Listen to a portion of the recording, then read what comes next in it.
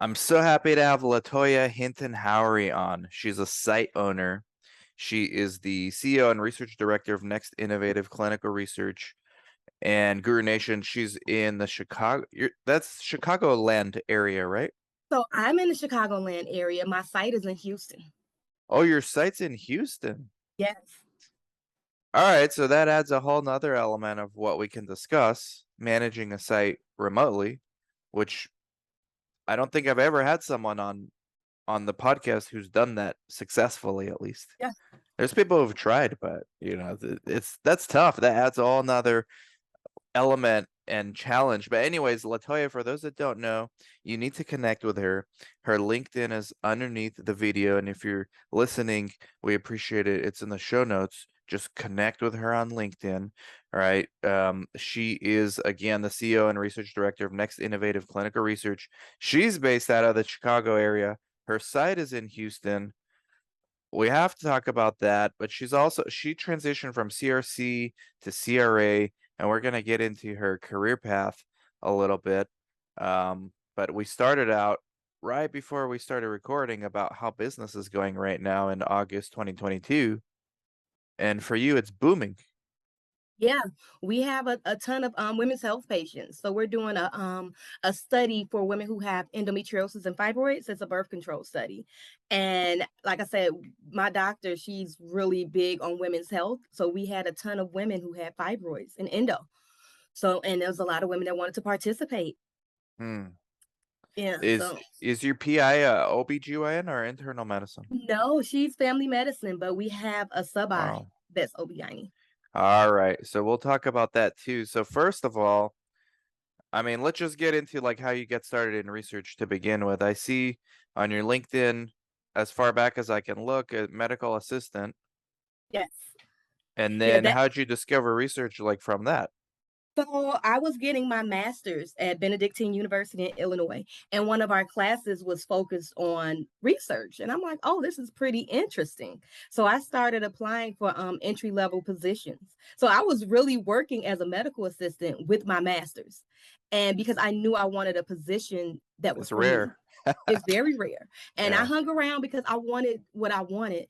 And my first research job was given to me. I was hired because I had a master's degree, so I was smart enough to be able to figure out regulatory.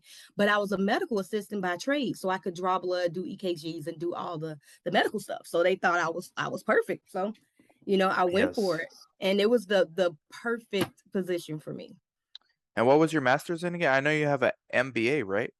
No, I have Oh, a public bachelor's in health. health administration, but public health is what my master's Public is in. health. Okay, yeah, sorry about that. So that's interesting because you're blending the practical, CNA, MA. A lot of people overlook them and say, "Oh, well, they don't have, any education. They don't have Yep. degrees, but they're trained." Like I'm surrounded by MAs at work now here at Yuma Clinical Hmm. Trials. I mean, these girls and guys, they know in that order, they know medications like they're almost like are familiar with some of the more common meds, just like the doctors are, just like the Yeah. clinicians, because they're the ones who the doctors tell them, hey, go give bacitracin to this person, go give this to that. So they know, like when you start talking to them, this is why I really think this is an unexplored area in research. Latoya, it's MAs and CNAs actually Yep. transitioning to research because they just assume, this is not for me, it's too Yep. complicated. Yep. Nope. Medical assistants are my favorite to reach out to for being a coordinator.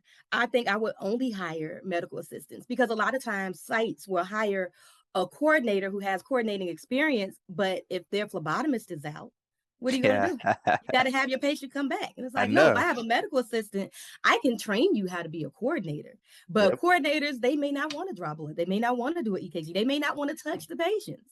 So it's like, nope, let me get a medical Or they assistant. just may not know how. And by the like, I have two employees here at Yuma Clinical Trial. One of them is a CNA, and the other one's she has a bachelor's degree, just finished college, and she's wants to go to get a doctorate in physical therapy. And yesterday the CNA was out handling some family issues, and so it was just me and the. This is why we couldn't do our podcast yesterday. Yeah. All right. And thank you for rescheduling. Uh, I knew I had to help her because she doesn't know how to draw blood. She's super smart though. but she doesn't have that MA background. So I had to draw the blood because the phlebotomist was busy and we don't want to have our patient wait in line. So I just did it. Yeah. But if our CNA would have been there, we could have done our podcast. Yeah. Yeah. So yeah, that's a good point. I think we need to do like all series on that. But all right, so what was your first CRC job then from the MA? So I was working at MedX Research in Chicago. And this is actually where I got the idea from because the owner of the practice, he lived in St. Louis and he had an office in Chicago, one in Texas, and one in New York. But he lived in St. Louis. And I'm like, how is he running this? Who And is he this would dude? hire Dr. Greenwald. I Okay, miss him. let's get And him on the podcast. yes. And so he would still come to the office every once in a while, but we had sub-Is that were running the trials. And I was there in the office. It was a small office. I was the only coordinator, and I learned so much while I was there. I learned so much. He Mm. had someone come up from St. Louis to train me. And then after that, it was like, all right, you're on your own. But I always had access to them when I had questions. And I met the most amazing CRAs while I was there, and they yeah, basically helped me and say, no, this is what you do, this is what you need to do. And it was an amazing experience. I learned a lot. Wow. So you really got thrown into it then. I did. That's the best way to learn. That's how I got thrown into it. Then my two new hires, I mean, I threw them into it, but I was there. I didn't have that when I started. I was just literally thrown into it, but the CRAs were good. Um, so yeah, it's interesting how like a lot of people have like basically the same themes to their careers. Mhm. Um, so then you did the coordinator for how long before CRA? Because CRA was next for you. Yeah, no, I actually went to the University of Chicago after that because I wanted to see how research was done in a university setting, because Oh that's wow. completely night and day. And I Yeah. really appreciate that I was able to dib and dab and see everything and, in a different aspect of it. And Dr. Greenwald said, he's like, you're not gonna like it. And I'm like, well, let me see. And I went and I hated it. I absolutely hated it. Oh And my I'm going to gosh. tell you why. Yes. Because when you come from working at a private site and you're used to doing everything yourself, your patients come in, they read the consent, you can draw their blood, you do their vitals, they see the doctor, they can do everything within 2 hours. But when you at the university setting, it takes forever to do one thing. You have to take them to the lab, you have to take them to see the doctor, you have to take them to radiology. So it's very time consuming. And to start a study, it would take a couple of months. Whereas I can do regulatory on a Sunday afternoon and get it finished. Whereas it has to go through so many steps and so many hands. It was too many hands in the pot at the University of Chicago. So it just took too long to get nothing done. Way too many. And I know the experience. Yeah, I get a lot of hate, Latoya. Like occasionally I put a video out like if you get a job at AMC, that's fine. If it's your first job, I get it. You want to get that experience, but you're not gonna like it. I basically tell people like there's a few people that would like it, but most that are watching like this show, they have more ambitions, right? They don't just want a job. They want like a career. There's Yeah. a difference between a job and a career. Yeah. Yeah. If you want a job, yeah, AMC is great. It's a job. You show up, it's stable, you're told what, but if you want a career where you don't really know what your next opportunity may be, but you're willing to move with the market, I mean, that's different. And that's Yeah. the people watching my show. So I feel like, okay, I can tell people like AMC's, I don't recommend. But if you get your first job, don't stay in there too long. I've had CRAs, Latoya, tell me when we hire CRAs, if they've stayed longer than 5 years at a AMC, they're untouchable. We don't want them. Yeah. Yeah. There you go. You guys can hate Latoya too now. But you have to move around and see what's out there and get the experience so you can know what's good, what's bad, so you can compare it. Because if someone was to have a conversation with me, I can say, yeah, this is what you look for, this is what you really don't want, this is what's easy, this is what's complicated. But I just felt like my time at the University of Chicago was a lot of, I don't want to say wasted time, because I did learn some things. Yeah, Because sitting at the University of Chicago was where I got the idea to start my own site, because you I see? hated the process there. I hated it. And I left the Hmm. University of Chicago with no job. with intentions of starting my company. Let's talk about that. So, okay, I don't think I've ever explored this angle with someone either. So yesterday, this reminds me of a call yesterday with my consulting service where we help people start sites or just get studies for their sites. We basically do like a few calls a day. Yesterday, I talked to an oncologist, Latoya, from the greater Dallas area, and she's a community-based oncologist, but she's right in the middle. She's like, I'm a little bit worried because I have Baylor University, Southern Methodist here. And she started naming all these AMCs, and I'm like, stop. I interrupted her. I said, stop, stop, stop. You're not competing with them. Yep. All right, those sponsors, they're gonna choose those KOLs anyways because they want the name, but they're gonna choose you because you have real patients that you're seeing and you don't have the red tape. So can you expand on this a little so they hear from someone else? Yes. So, and the PI that I work with now, she's in the middle of Houston, so there's a whole lot of different university settings, and she said the same thing, and I'm like, they can't offer what we offer.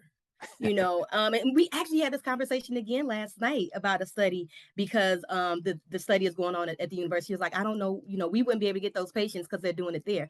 And I said, half the time those patients don't even want to go to the hospital. Why would I have to go? First of all, parking. We want to start there. You have to find parking and then find the place where you have to go, which is a thing in itself when you want to speak about the patients. And then the patients are there longer. The process is longer for the visit to be done. And then as far as like regulatory budgets and contracts, it's so many different departments that has to write off on approvals that the sponsor is going to take forever for this study to get started. And then you have to take into account once the study gets approved and started, now we got to worry about the doctor's time because the doctor's time is a completely different time when you're working in a hospital versus a private office. Doctor has a little bit more availability. So it's just, like you said, a lot more red tape. You have to go through the local IRB and central IRB. And that's the one thing I hated at the University of Chicago, trying to match up these informed consents so that they can merge into one. I was spending so much time, and mind you, I've come from a private sector. So it's like, I know that there's an easier way. I know that it could Mm. be simpler, but now we have to do this. Now I have to get emails back and forth from the IRB and say, nope, this is wrong. This is wrong. Contact the sponsor and see if we can change this. And literally to come up with one informed consent form, it would take a good 3 weeks. A good 3 weeks. To do something like at our site, you, me, all the other private site owners, we don't even do anything. The Yeah, sponsor just give us the thing, boom, it's already IRB approved. yeah, There's nothing we need to do, just we need to make sure we print it out and use the right one at the next visit. yeah, yeah, Yeah, it's so, and doctors like always are afraid, like, oh, well, how can I compete with a Baylor? Now you're not competing. It's a different league. Like they're going to use those KOLs because they have to, mainly because investors want to see brand names yeah, as sites, but they know that's not their workhorses. Like those yeah. KOLs, and we can talk about monitoring. I've only monitored one AMC. I got a taste of it. You've probably monitored some AMCs. They're probably the worst sites to monitor. Yes, yes. And not only not having space, it's like the availability of the doctor, the availability of the staff that you need to speak to, because you have to go to, forgot to add about the pharmacy. You got to go to the pharmacy. So you got to reserve the pharmacist time. You got to reserve the doctor time. You got to make sure that the coordinator is available. It is too much. It's a It's nightmare. It's a yeah, nightmare. Forget the red tape. Like the red tape, the bureaucracy is one thing. Like on a macro level, I think we could all understand that. But you brought up a really good point. Like on a micro level, a lot of these AMCs, they're like huge complexes. Like there's like multiple buildings, usually in the middle of cities, where first of all, it's generally not safe to walk around. And these people don't talk about this either. You're walking in between building. I had a site in San Francisco, right? UCSF. They moved, so I was monitoring. They have like 6 buildings in this huge like square miles of the city. And San Francisco now is not like San Francisco in the 70s. Like it's dangerous. So you're yeah, walking, you're walking like you're a monitor walking with your backpack. They assume you got laptops and stuff. And I'm a dude, like I could probably hold my own when someone comes up on me, but I know CRAs that have been robbed, mugged, making these walks. So imagine patient, Yeah, like cancer patient, like somebody who's already like not feeling great, having to make these trips. You bring up such a good point just on that level alone. Like even if you have a small private site in an unsafe area, it's usually like you just go park right there and you just walk go right right to there. the place. You don't go anywhere else. Yep, that's it. That's such a good point. It's a one-stop shop. So it may be, instances where you have to go out somewhere or schedule an appointment for a mammogram or a DEXA scan, something like that. But you're still in one facility. You schedule your appointment for your DEXA or any radiology another day. But once you come in the office, you're in the office. You're getting your blood drawn. We have ultrasound techs on staff where we are, but really don't have to go anywhere. Yeah. Wow. That alone, that's such a good point that nobody brought up. All right, so enough with the AMCs, but you got your inspiration from that working at the AMC to say, look, like, so that combined, I'm guessing, with your experiences with this Dr. Greenwald who kind of managed sites, and you kind of combined both of those Yeah. together and say, you know what, like I can do this too. Yeah, because like I said, I felt like I was wasting my time at the University of Chicago. I felt like I could be doing so much more. And I Yeah, felt like I was than that, better than that situation, better than, it felt like I was on an island. yeah. It was just really, I felt like a bird in a cage. It was like, this isn't me. But you know what, This isn't Latoya? me. So I mean, this is the first time we're actually like talking, but I feel I could tell you're an entrepreneur from just our conversation, but not everybody, and especially at the AMC, right? Not everyone is like that. So, was that part of how you felt like a bird in a cage? Like, your coworkers are like basically just going through the motions, and you're thinking like outside the box, like Yeah, differently, right? yeah. Yeah, it was like it's something better than this. I can do this. I can do this. So I literally just quit my job. I quit. And I just went home and started a business plan. And coincidentally, I had text a girlfriend of mine to drop off a birthday present. And she's like, "What are you doing at home? It's the middle of the day." And I was like, "I want to start a business, clinical research company." And she's like, "What you need?" I said, "A doctor and some patients." And she said, "I got that." And she was the owner of a home health agency. And she introduced me to Ah, some doctors. And we went to these different doctors' offices and happy birthday. yeah. And I pitched myself. I told them what I know and what I can do. And this one doctor was like, "Oh yeah, I'm all in." And so as I'm shopping around for studies for him, the doctor died. He died. Shoot. Like I said, I couldn't make this stuff up. It was really crazy. Wow. And we had got a hit, and somebody was interested in working with him, and he had died the day before. Was this in Chicago This before was you in got that? Chicago. This is in Chicago. So you So initially wanted like to do the site locally, which yes, makes the most sense, right? Like yes. I want to if especially if it's your first site, like I want it to be where I can control it more or less. Yeah. So in between then I had to like go back to work. So I took contract positions and I see I that was Chiltern, yeah, CRA at Chiltern. What happened at Chiltern? I remember doing studies with them. They got bought by somebody they or bought what? by somebody. Yep. Yep. They got Okay. bought by somebody. And I was just doing a contract position because I'm like, I'll just do this in the meantime. So my business was always on the back burner. But I'm like, okay, I still gotta, make a living for myself. So my friend, I worked for another company in Oak Brook, Affinity Health, Affinity Research, which was an amazing experience. Worked with Ali Ahmed. And they are really big in Oak Brook right now, doing a lot of big things. But when I started working for them, they had one site and one study. And they wanted to bring in someone with research experience that would be able to help them get more studies, to Mm. train their staff that's coming in and just to help them grow. And that's what I was doing. So as I'm working with them, I'm getting experience and getting knowledge so that I can move on and do my own thing. But while I was working at Affinity, one of my friends came in and she was a medical assistant. And she was hired as a coordinator, and she got a ton of experience, and she decided after about a year or so to move to Houston. And while she was in Houston, she went to a networking event and met Dr. Richmond. and she introduced me to Dr. Richmond. So that's how I ended up Whoa. in Houston.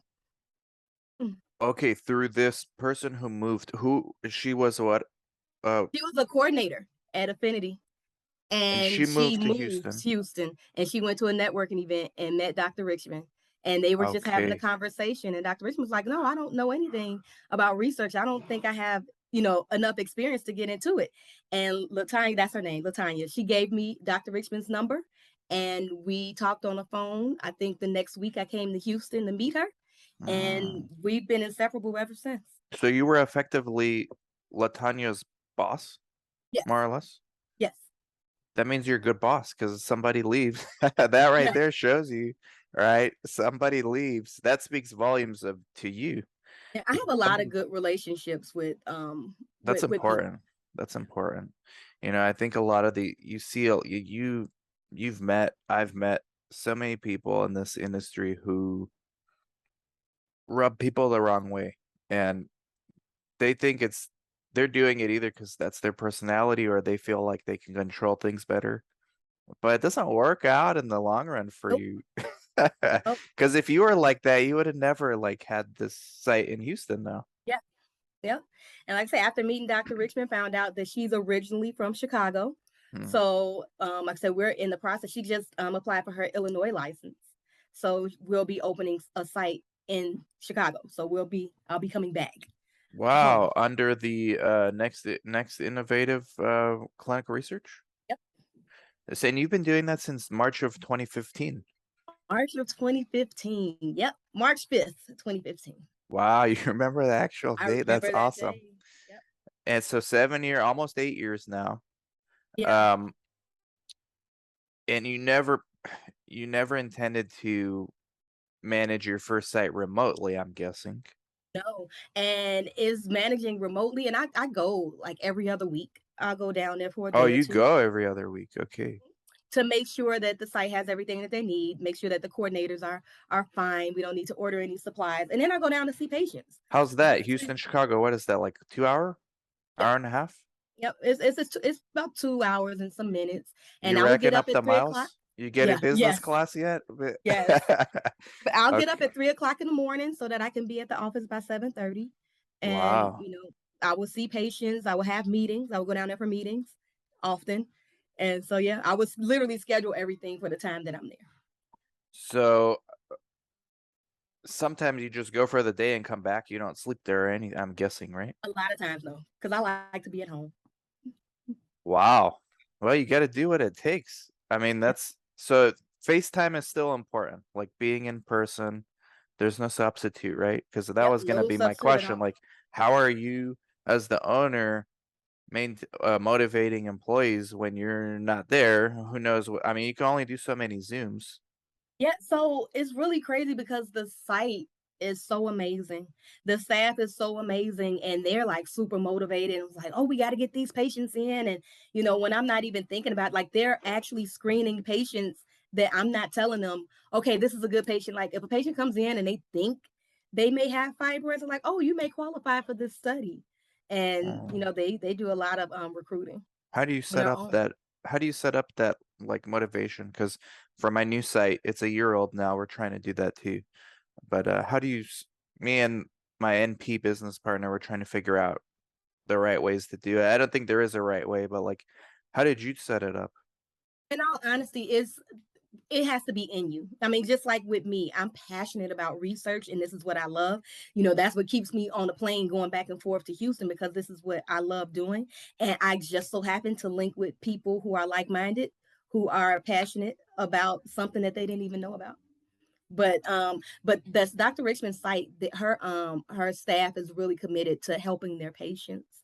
And the patient's health is always number one. And especially if they're working with individuals who don't have insurance who may qualify for the study, they're Hmm. definitely pushing it so that they can get some kind of treatment or Hmm. exams, lab work.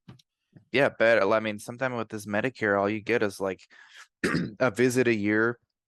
Yeah, And then they're just managing symptoms. They're not really looking at your health care. They're just making sure, like, okay, you're not going in the hospital every yeah, year.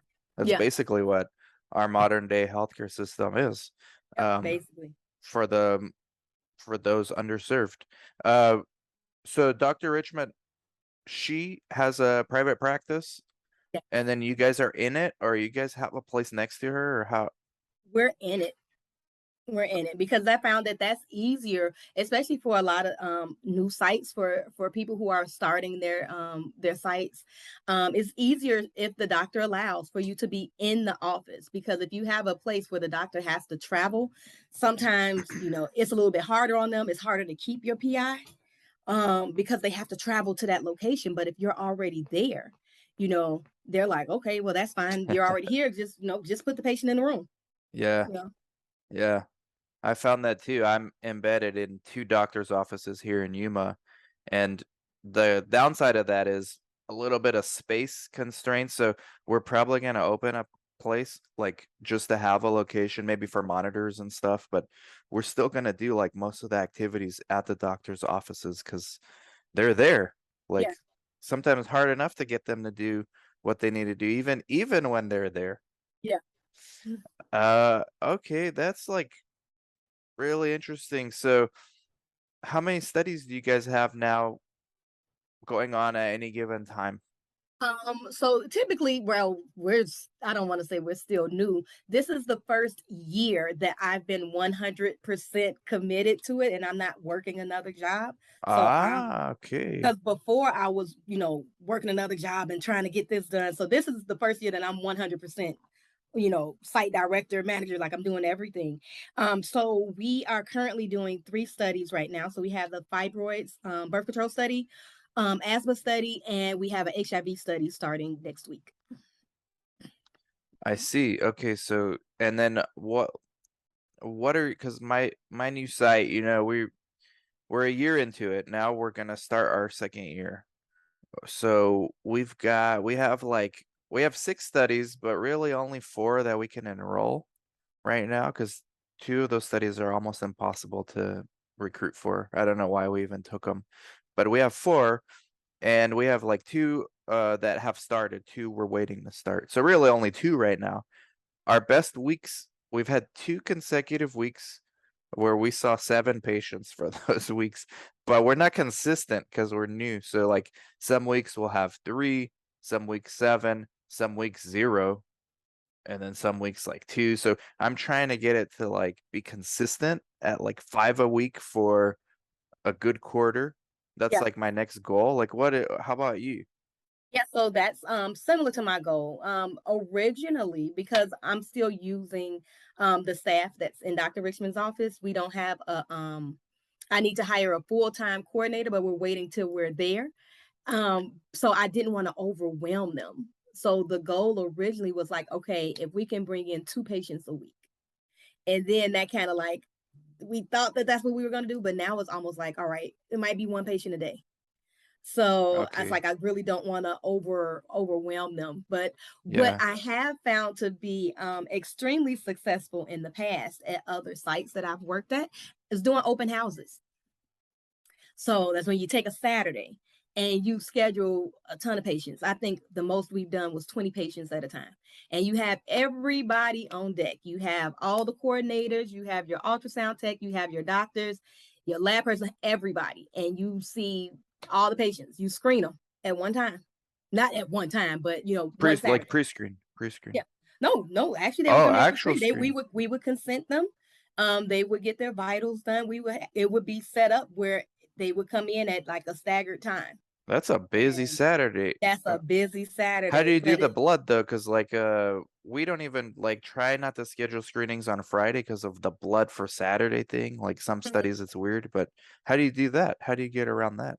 So for this particular study, you can do Saturdays. It had to be submitted before like 5 or whatever. Ah, okay. But for this particular one, the ones that had to go on dry ice, we just kept it frozen until Okay. Monday. But the ambient was perfectly fine. But Okay. yeah, we would do a whole lot of patients on a Saturday, and it was an exhausting Saturday, but we got a lot done. Wow. Okay. Wow, that's super good. So what is your staff right now? Like how many do you have So we coordinator? have 2 coordinators, 1 nurse practitioner, Hmm. and OB-GYN doctor and dermatologist. Okay. Okay. And site director is like you, right? You're okay. And then Latanya still with you? No, she's not with me. She's doing some other things. Okay. Yeah, like those really good ones hard to keep. Yeah. I remember my one of my first coordinator, she's still with me now, but she was a started as a receptionist from my office in '06. And that's when I started and I started getting busy. And I just asked her one day, I'm like, hey, I think you need to be a coordinator and like we'll hire another receptionist. So boom. Now she's still with me. We gave her equity in one of our sites, so she's basically running the site. So I don't have to go back anymore. Yep. Like they don't even know me at that site anymore except her. But yeah, the good ones are tough to keep because they're like you, like how you were. Yep. They're going to do things for themselves too. Yeah. Um, okay. So were you having issues with staffing like during this labor shortage?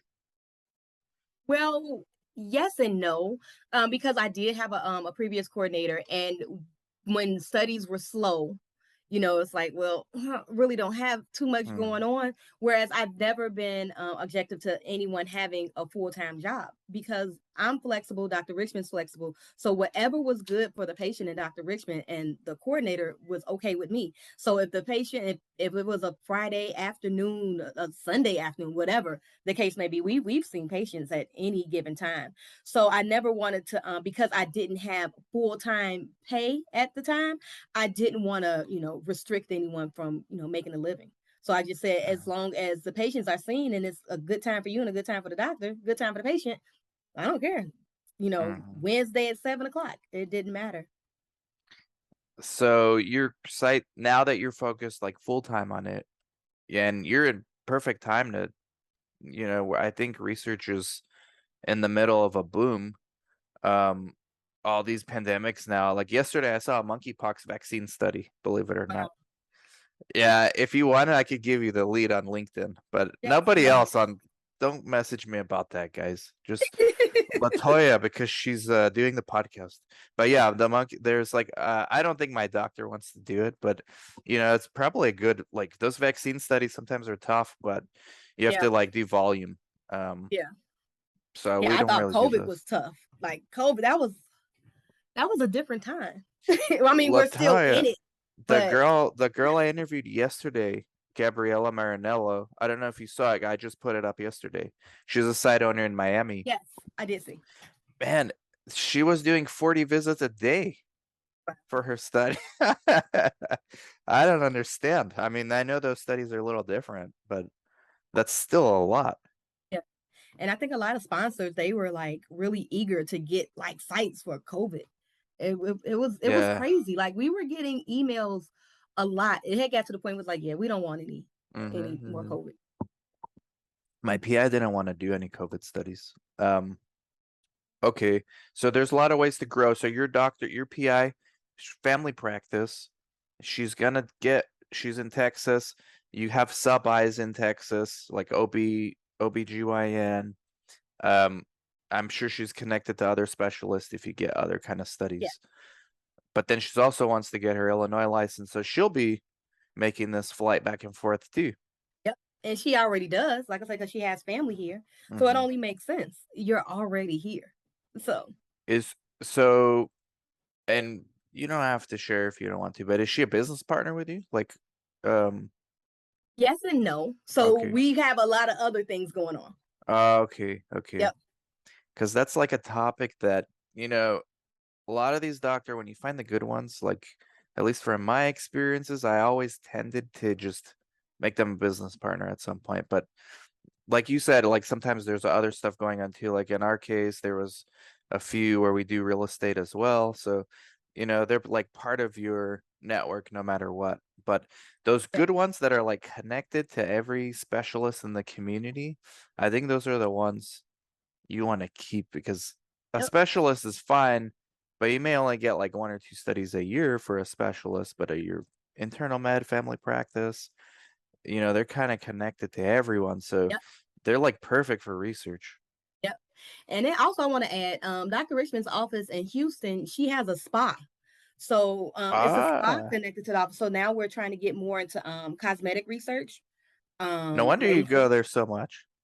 yeah, and the spa is beautiful. But yeah, we're trying to get more derm and more cosmetic studies.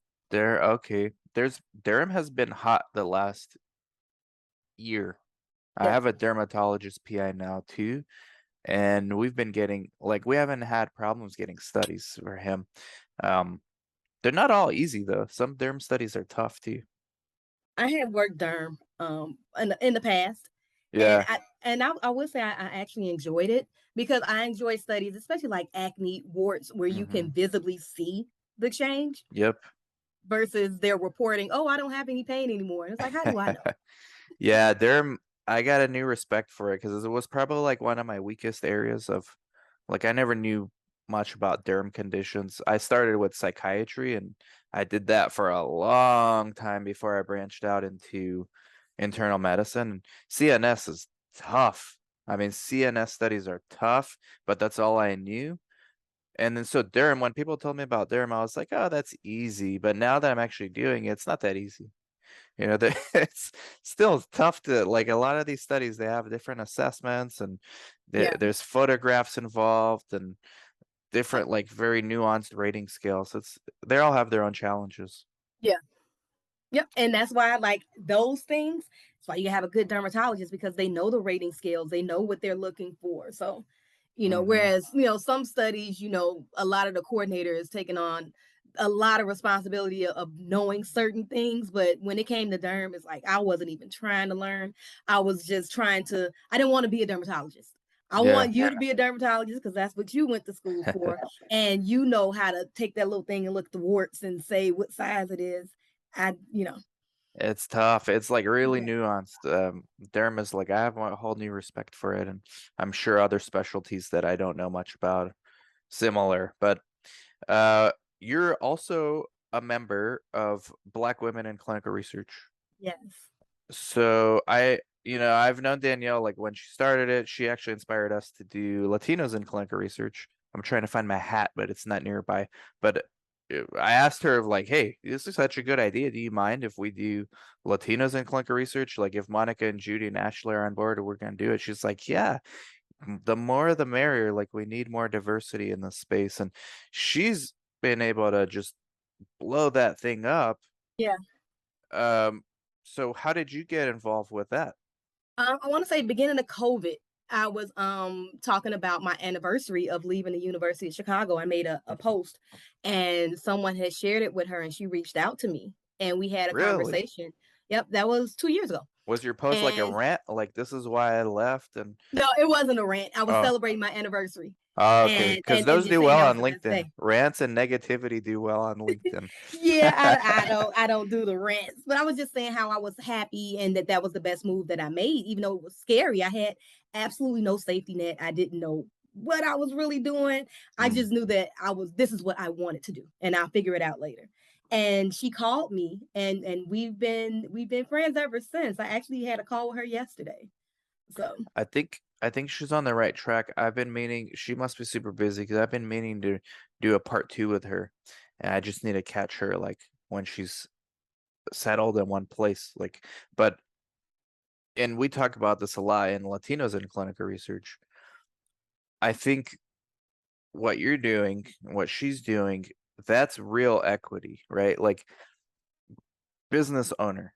That's like real equity because I feel like this word equity, and I want to get your thoughts on this. You're a minority in clinical research. Equity is thrown around just as a it almost feels like it's thrown around to be synonymous with equality because they sound similar, but they're actually not it's kind of dangerous in my opinion to mix up those two words because equality is one thing. Okay, equality, like equal opportunity, that's the way I see it.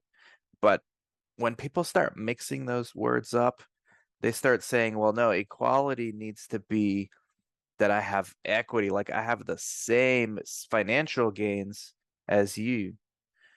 And I've always thought, it's dangerous to mix up those words because then you can get entitled. And as a business owner, like there's nothing handed to you. Like, you It's had to work absolutely for not. that equity. You worked for Yeah. that equity. So what are your Yeah. thoughts on that? Because I hate like when I see that on LinkedIn, and I don't think many times people do it on purpose, but those two words shouldn't be mixed. You're doing it the right way with like real equity. And I think we need more minorities, especially African Americans and Hispanics in this industry to have real equity. And I will say this much because it's so much so that in the beginning, when I was starting my company, I didn't want to put my face out there. I didn't want to say it was owned by me because I knew that there would be some disadvantages and people would look over me because they were like, oh, you know, black girl from the south side of Chicago, what do you know about research? Because I've been in rooms and would tell people what I do, and they were like, well, how did you do that? Well, how did you do it?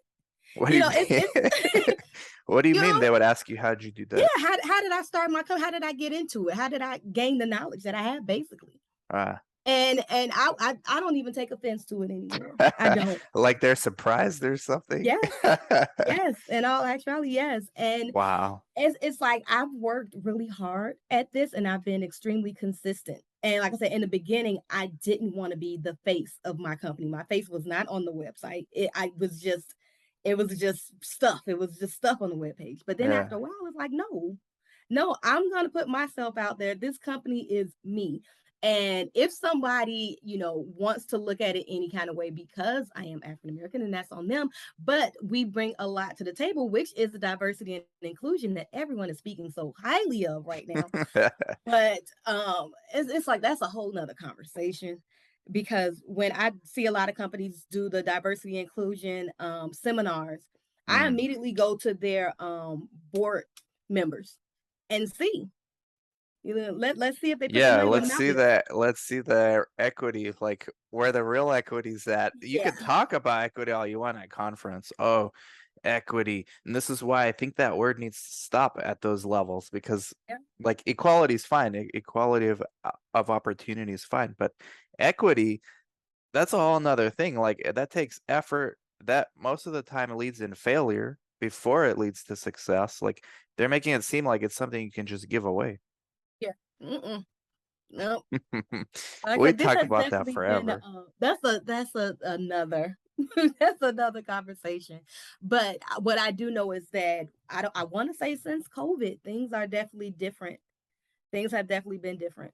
Yeah, I think like not just in our industry, but throughout the whole culture of our country and probably even the world, but let's just say our country, there's been a lot of polarization lately about, equality and all that stuff. And I think on the surface, like people agree with the concept, but the way it's being implemented, and in our industry too, like the way it's being implemented is usually for like just looking good, like virtue signaling, but they're not doing anything about it. Uh, I'm not going to throw their name out, but I know somebody who works at a big CRO. Right? Check this out, Latoya. And I'm not even Latino. My wife is, but I'm not. I know someone works at a big CRO. They're pushing this diversity initiative like everyone is. And so they did this thing about Latinos.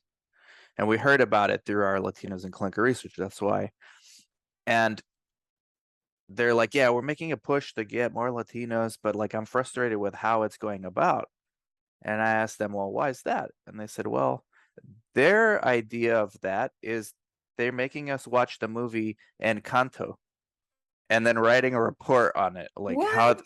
yeah, like they think the upper levels at this CRO, all right, think that that's how you're going to get diversity, like by making the employees watch a movie made by Disney, a cartoon. Like they think that's diversity initiative, and it's like no, like we need to actually talk about empowering people, of all backgrounds, what they can do in this industry. That's real diversity initiatives, like what Danielle's doing and what we're trying to do with Latinos in clinical research. But that right there just gives you an idea of like how out of Yeah, touch these people are. Or yeah, maybe they just like they're not allowed to do certain things, so they have to just virtue signal. And I feel like there's way too much virtue signaling going on right now. Yeah, that's ridiculous. Encanto. Okay. Yeah, so obviously there's a lot of work that needs to be done still. Yeah, absolutely. And it's like, and one thing I really do like about Black women in clinical research is that when you're in the industry this big, you typically feel like you're alone. And when I first started out in research, I would go to investigators meetings and there would only be me. I would be the only person that looked like me. And I felt out of place. A lot of times I felt like I didn't belong. Every once in a while, there would be somebody else of color. But when the group came about, then it's like, oh, I work at this company and I work at, and it was like, wow. And then a lot more people started coming about. And it's like, it was other areas of research that we didn't know about, that we didn't know exist, other positions that people work. So I think that having these groups with people of color where we can get together and say, oh yeah, I worked here, or to talk about different experiences, it's like it's the Hmm. best thing ever. Yeah, I agree. And I know it's anecdotal, but when I started, like it was like 2005, I used to go to these investigator meetings too, and I would not never see like almost never see African American, Hispanic at these investigator meetings.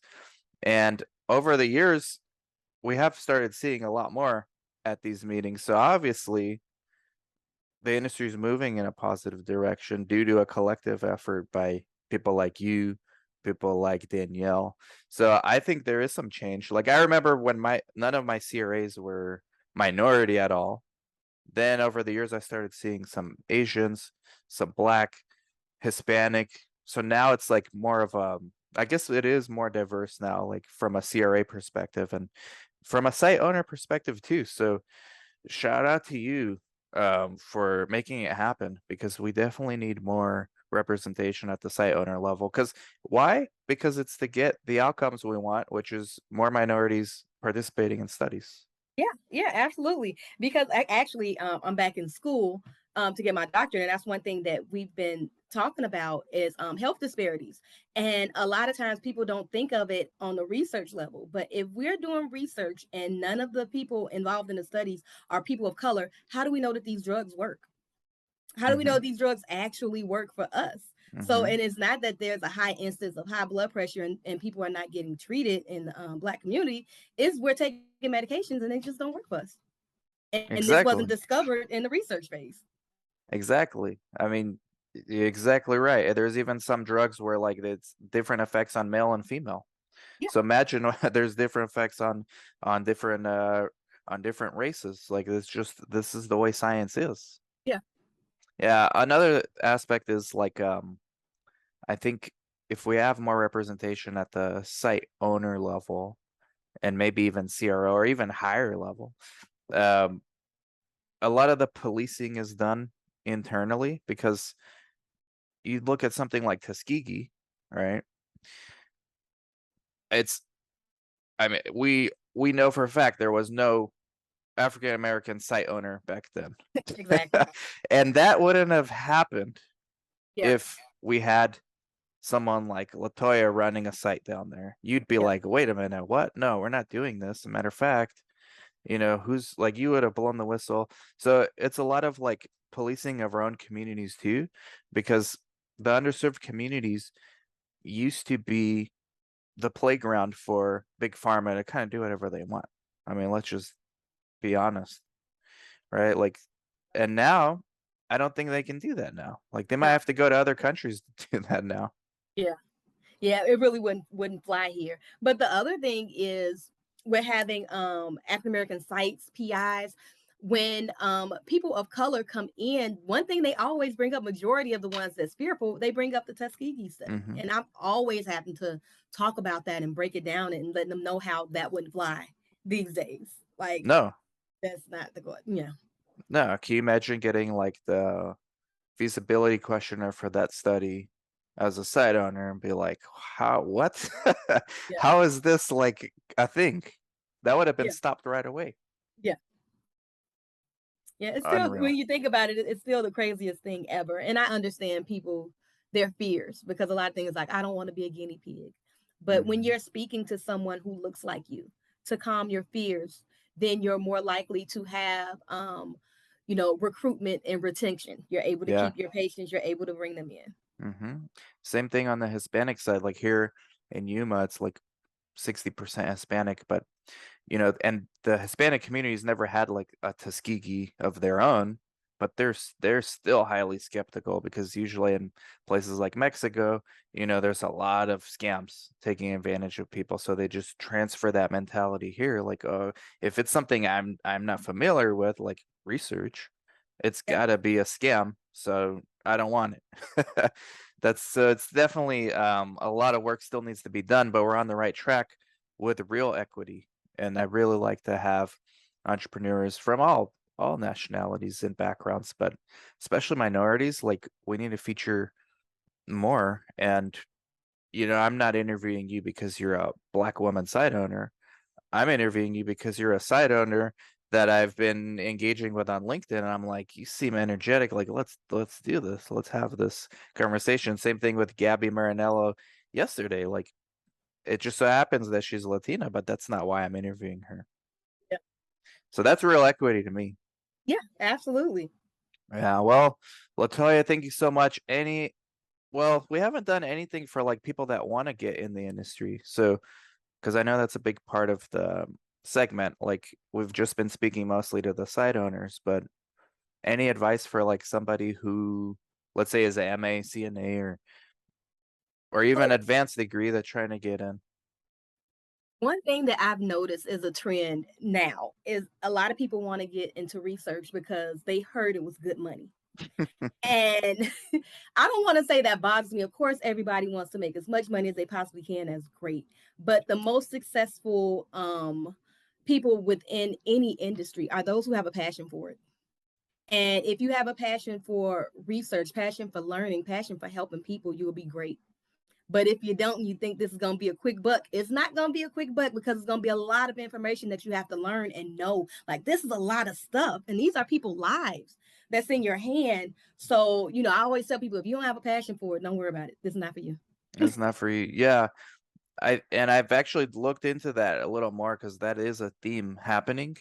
But the your first job is gonna it's not gonna suck as far as like what you do. If you work at the right site, like someone like Latoya's site, it's not gonna suck, or like my site, it's not gonna suck, but the pay may not be what you think because Right. your first job, because it's very nuanced, very Level. technical. We can't risk our money on somebody who doesn't know what they're doing yet. We're basically gambling on employees for their potential Yep. is what we're doing. So your initial pay is not going to be great, but within a year, 2 years, 3 years, and beyond, that's when you start getting into those outlier. Like when you compare those salaries with other industries of people in the same amount of time, we go on this like hockey stick chart Yep. where it starts out like basic, like you're like, why am I doing this? I thought research is big bucks.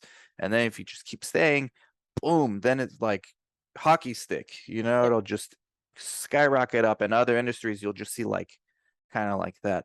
Yep. Um, that's what I've noticed. So yes, you're right. Passion is what's going to keep you in to get to that second or third year. Yep. All right, Latoya, everybody go connect with Latoya right now on LinkedIn. Um, I'm gonna give you that monkeypox lead. And yeah, like, subscribe, comment, share. We gotta do a part two. Maybe we'll do like a 6 month or year follow up. When you open your Chicago site, let me know and we can do a part two. Yes. All right, cool. Everybody, like, subscribe, comment, share. Talk to you later. Bye Great. bye. Thank you.